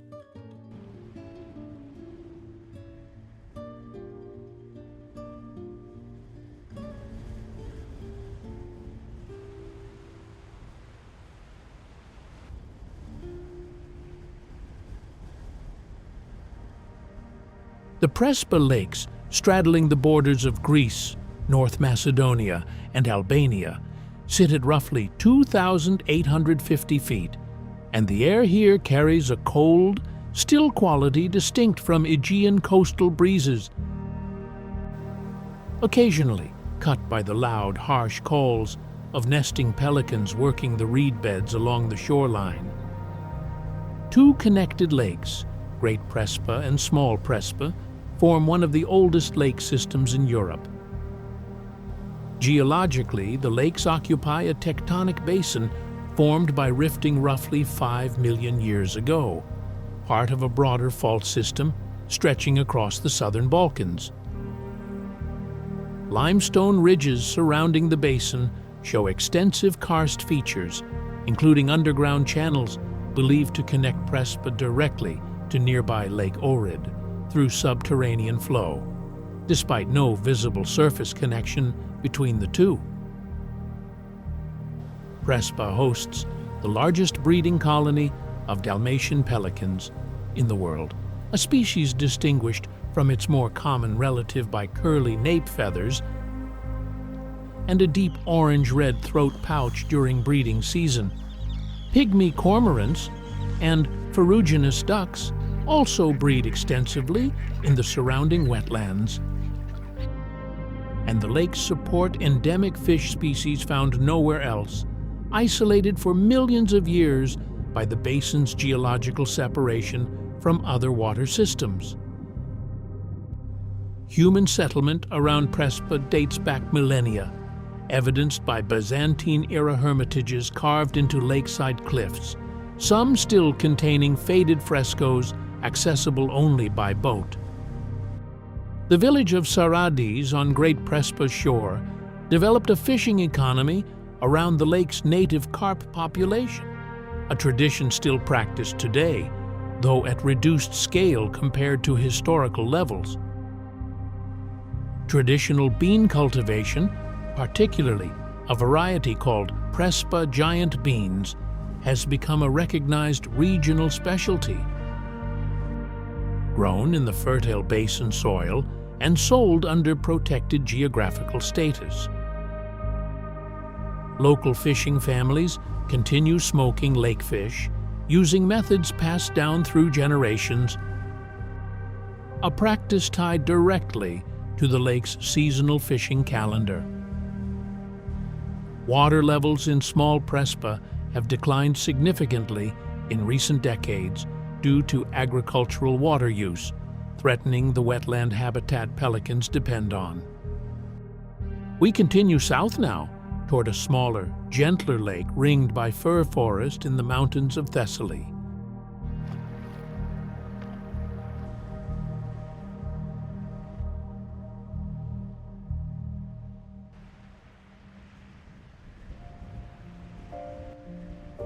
Lake Plastiras, ringed by dense fir forest in the mountains of Thessaly, sits at roughly 2,600 feet. And unlike the country's ancient natural lakes, this one is entirely artificial, a fact that becomes apparent walking its shoreline, where the surrounding forest grows right down to a perfectly engineered waterline, and the air smells distinctly of pine rather than the reedy, mineral scent typical of natural wetlands. The lake was created by a dam completed in 1959, damming the Tavropos River to generate hydroelectric power and irrigate the surrounding agricultural plain below. The dam sits on volcanic and metamorphic bedrock, part of the older geological foundation of central Greece, chosen specifically for its structural stability. Since its creation, the lake has developed a surprisingly rich ecosystem, supporting introduced trout populations that have become the basis of a local fishing industry, alongside mallards and other waterfowl that colonized the reservoir naturally within a few decades of its formation. The surrounding fir forest shelters roe deer, a species less commonly associated with Greek mountain terrain than with Central European forests. The lake takes its name from Nikolaos Plasteras, a 20th century Greek general and politician from the region who championed the dam project as a development initiative for an otherwise economically marginal mountain area. Villages around the lake's perimeter, including Neokori and Kalivia, transitioned from subsistence farming to tourism-based economies following the lake's creation, a shift still visible in guest houses converted from older stone farmhouses. Local cuisine around the lake emphasizes freshwater trout, farmed commercially at facilities along the shoreline, alongside traditional mountain dishes like pies made with local greens and cheese. A Thessalian specialty predating the lake itself by centuries, water-based tourism, including kayaking and lakeside cycling, has become the area's dominant economic activity in recent decades.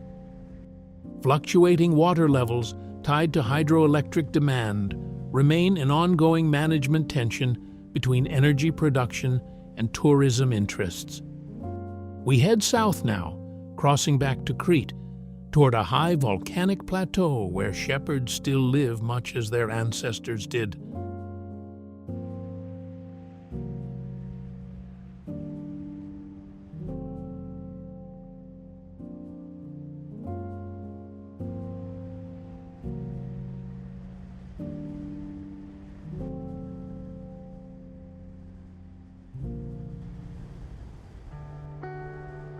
The Nida Plateau, high on the slopes of Mount Ida in central Crete, opened suddenly after a winding mountain drive, a flat green expanse ringed by peaks, dotted with small circular stone huts, and the air noticeably thinner and cooler than the coast far below, carrying the sound of goat bells long before any animals come into view.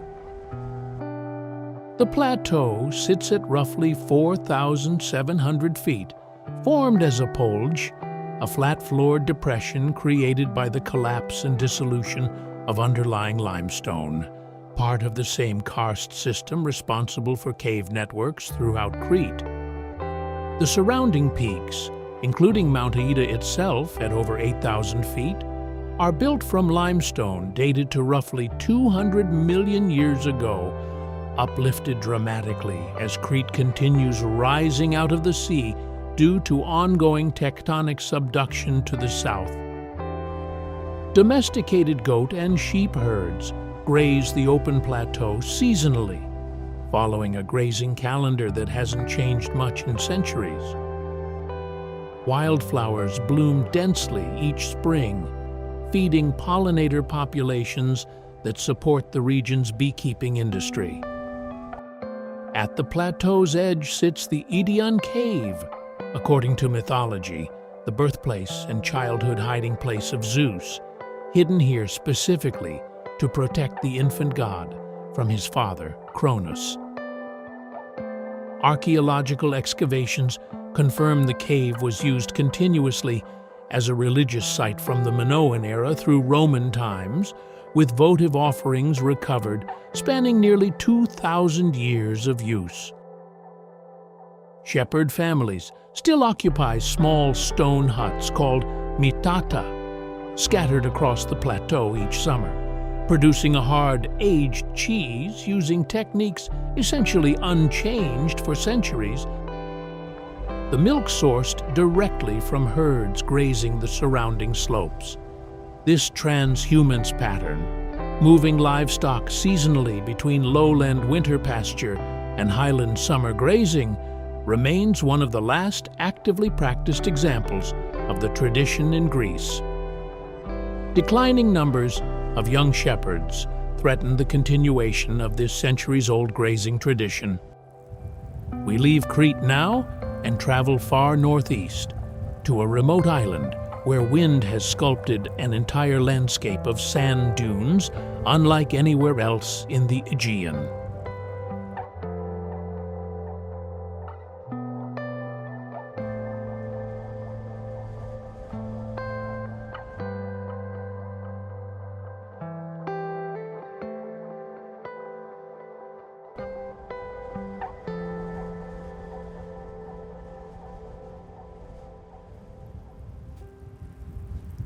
The Gomati sand dunes on the northern coast of Lemnos present an unexpected sight in the Aegean, rolling sand dunes stretching inland from the coast. Shaped continuously by wind into shifting ridges, the sand fine and pale, hot enough underfoot by midday to require footwear even a short distance from the shoreline. The dunes formed from volcanic sand and ash, eroded from Lemnos's own volcanic bedrock, itself the product of eruptions dating back several million years as part of the broader North Aegean volcanic system. Wind, rather than water, is the dominant force shaping this landscape, constantly redistributing sand grains and shifting dune ridges over months and years, a rare, desert-like process in an otherwise Mediterranean climate. Sparse vegetation, adapted specifically to shifting mineral-poor sand, includes tough dune grasses that stabilize ridges with deep root systems, while Kentish plovers nest directly on the open sand, their eggs camouflaged almost perfectly against the pale ground. Loggerhead sea turtles occasionally nest on the beaches bordering the dune field, drawn by the same soft, undisturbed sand. Lemnos itself holds deep historical significance, referenced in Homeric epic and settled continuously since the Bronze Age, though the dunes themselves attracted comparatively little historical attention, treated by local communities primarily as a marginal, difficult-to-farm landscape rather than a settlement site.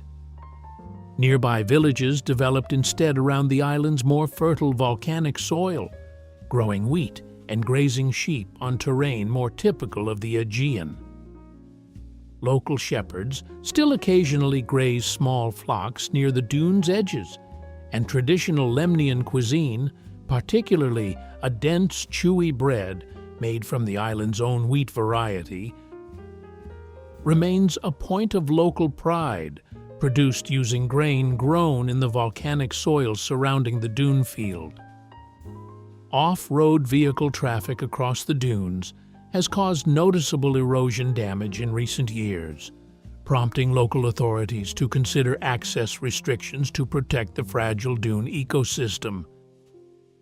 We cross back into the Cyclades now, to a small, uninhabited island once considered too sacred for anyone to be born or die on.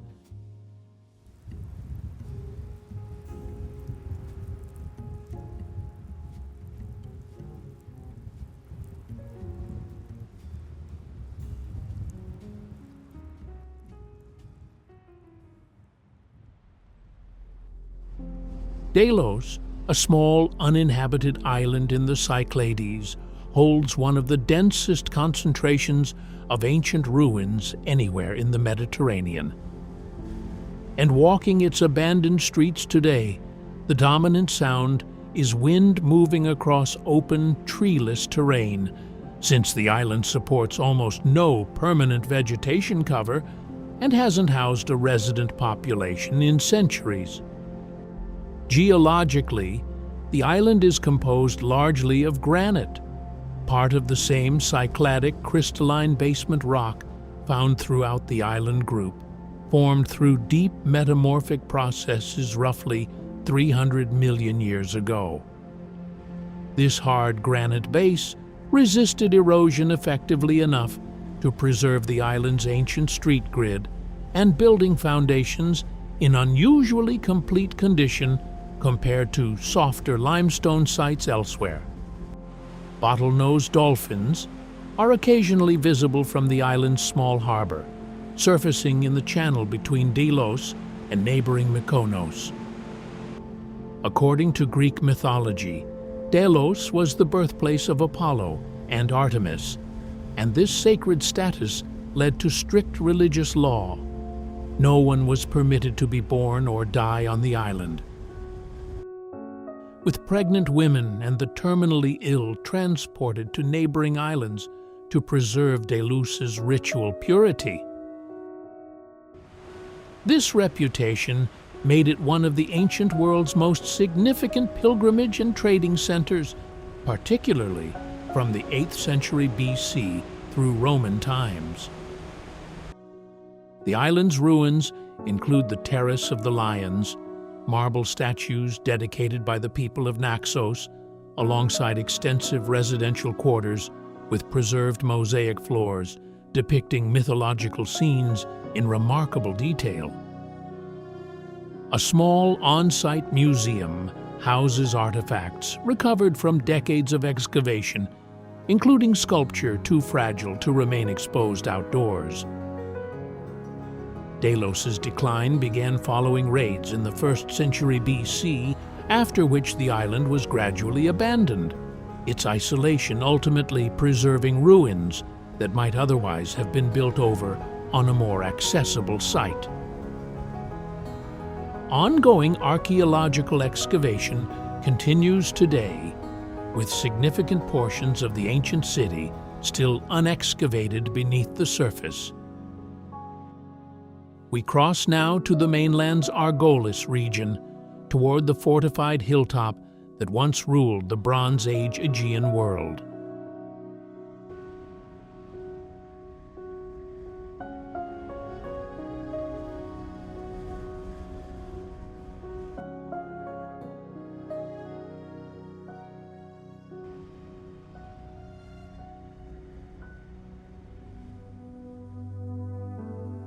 Approaching Mycenae through its Lion Gate, a massive stone lintel carved with 2 facing lionesses, the sheer scale of the surrounding walls becomes immediately apparent. Blocks so large that later Greeks, unable to explain their construction, attributed the work to mythical one-eyed giants, the Cyclopes. Wind moves constantly across the exposed hilltop, and the stone underfoot is worn smooth by roughly 3,300 years of continuous foot traffic. The fortress sits on a limestone outcrop, part of the same tectonic uplift that shaped much of the Peloponnese, chosen specifically for its commanding view over the surrounding plain and its natural defensive advantages. The massive wall blocks, some weighing over 100 tons, were quarried locally and moved using techniques still debated among archaeologists, likely involving wooden sledges and earthen ramps rather than any single simple method. Mycenae gave its name to an entire Bronze Age civilization flourishing roughly between 1600 and 1100 BC, and referenced extensively in Homer's account of the Trojan War, where Mycenae's king Agamemnon leads the Greek forces. Excavations beginning in 1876 by archaeologist Heinrich Schliemann uncovered the famous Mask of Agamemnon, a gold funerary mask now displayed in Athens, though modern dating places it centuries before any historical Trojan conflict could have occurred. The treasury of Atreus, a beehive-shaped tomb built around 1250 BC, remains one of the largest surviving domed structures from the ancient world prior to Roman engineering, its corbelled ceiling built without mortar. Local farming communities in the surrounding Argolis plain still cultivate olives and citrus using irrigation systems tracing back, in modified form, to ancient water management techniques developed in this same region. Ongoing excavation continues to reveal new sections of the ancient citadel's residential quarters. We travel a short distance now to a neighboring fortress, contemporaneous with Mycenae but built on a smaller, more exposed plain.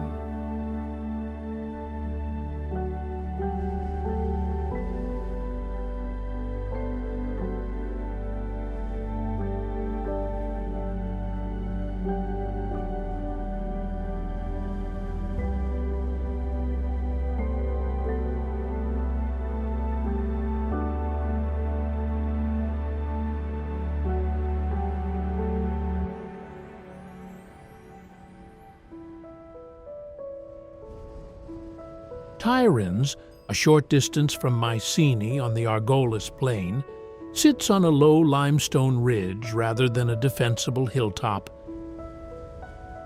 And its walls, in places over 20 feet thick, dwarf even Mycenae's in raw massa detail immediately apparent, walking through internal galleries built directly into the wall structure itself, corridors cool and dim even at midday.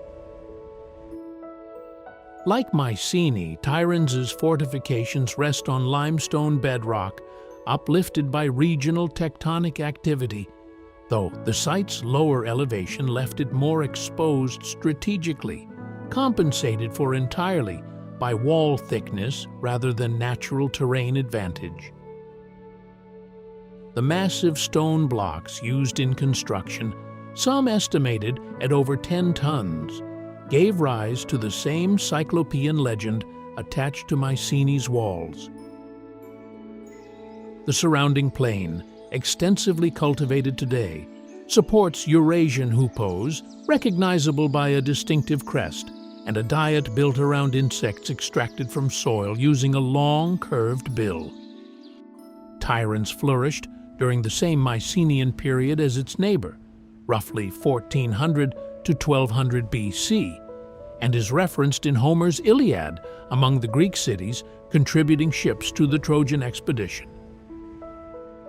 Unique among Mycenaean sites, Tiryns preserves an internal gallery system of corbel vaulted corridors within its massive walls, used historically for storage and defense, still walkable today. Excavations beginning in the late 19th century revealed sophisticated water management systems, including underground cisterns designed to secure water access during a siege, engineering considered advanced for its era. Modern Argolis farming communities continue growing citrus and olives on the same fertile plain that supported Tiryns' Bronze Age population, using irrigation networks fed by the same regional water sources. Structural conservation remains ongoing as the site's massive walls face slow deterioration from earthquake activity common to the region. We travel now west across the Peloponnese, toward the sanctuary where the ancient world's most famous athletic competition began.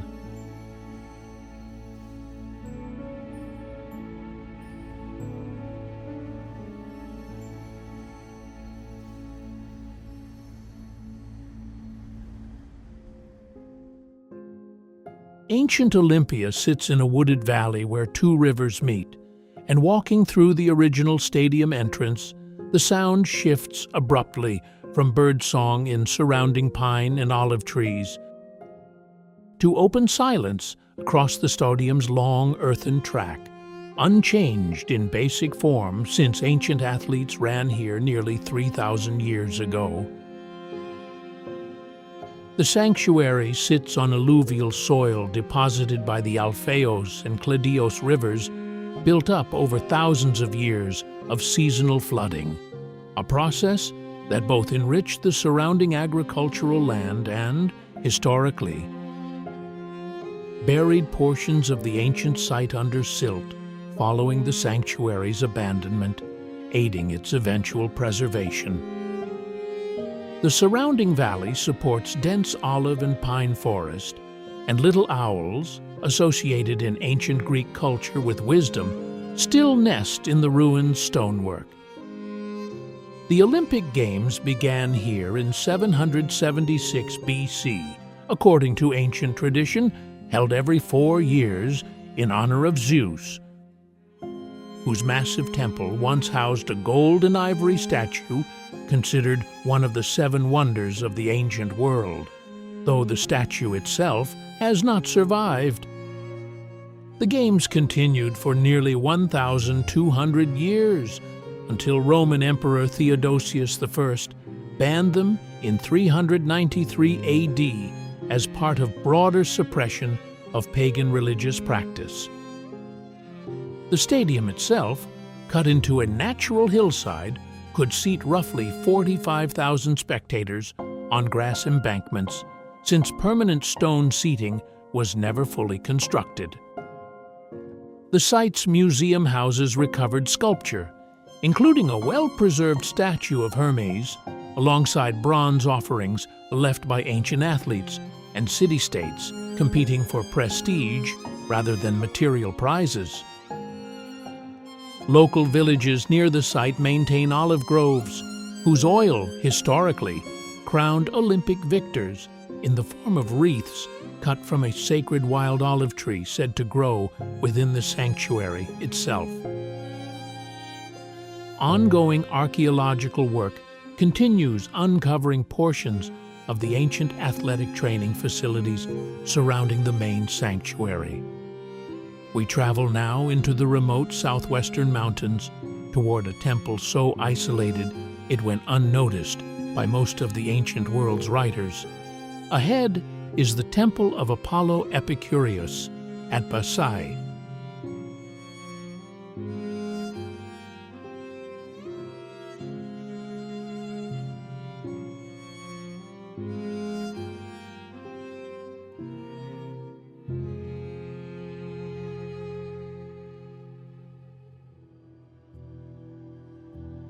The Temple of Apollo Epicurus at Basai sits at roughly 3,700 feet in a remote, wind-swept corner of the Peloponnese, and reaching it requires a genuinely isolated mountain approach, the silence broken mainly by wind moving across exposed limestone terrain with almost no tree cover at this elevation.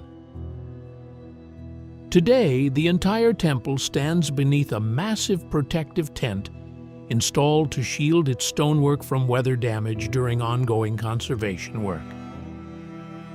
Built from local gray limestone with select elements in marble, the temple occupies a site chosen specifically for its remoteness, a location believed to have offered protection from a plague that struck the nearby city of Phigaleia in the 5th century BC. This isolation, unusual for a major Greek temple, also preserved it remarkably intact compared to more accessible ancient sites repeatedly stripped for building material over centuries. Designed by Iktinos, the same architect responsible for the Parthenon, the temple uniquely combines all 3 classical architectural orders, Doric, Ionic, and Corinthian, within a single structure, including what many scholars consider the earliest known use of a Corinthian column. making the site architecturally significant beyond its remote location alone. Construction is generally dated to around 420 BC. The temple's interior frieze, depicting battles between Greeks and Amazons, was removed in the 19th century and now resides in the British Museum, a removal that remains a point of ongoing cultural heritage discussion. The temple's unusual north-south orientation, rare among Greek temples typically aligned east-west, continues to puzzle archaeologists studying its specific ritual function. Nearby mountain villages maintain small-scale sheep farming, largely unchanged by the tourism that most other major Greek ruins now depend on heavily, given the temple's genuinely difficult access. The ongoing protective tent structure remains a long-term conservation necessity given the site's exposure to harsh mountain weather.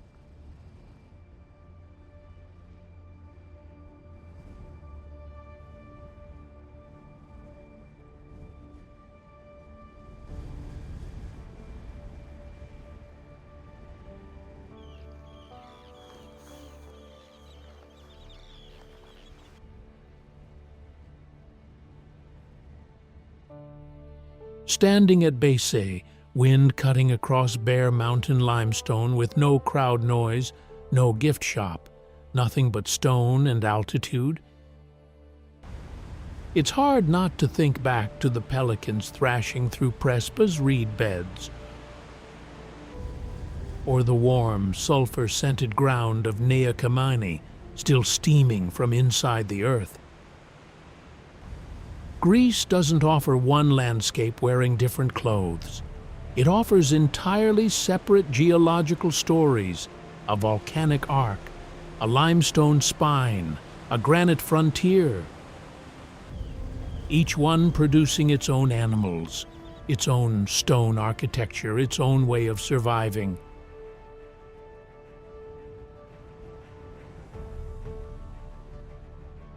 What ties Meteora's monks to the shepherds of Calorites, or the pilgrims of Delphi to the fishing families of Sarades, isn't culture in any single sense.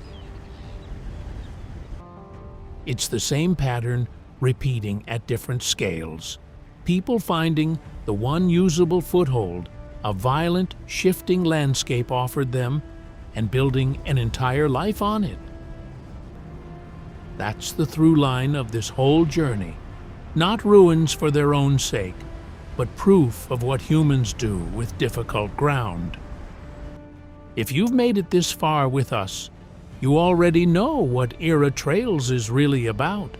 Not checking off famous names, but slowing down long enough to understand why a place looks the way it does, and how people actually lived inside that fact. Subscribe if you want to keep building this archive with us, one genuinely investigated place at a time. Next, we're heading into the American South, following cypress-lined bayous and river deltas where the ground itself is still being built, sediment grain by sediment grain in real time. It's Louisiana, where some of the fastest land loss on Earth is happening at the very same moment new land is quietly forming a few miles away.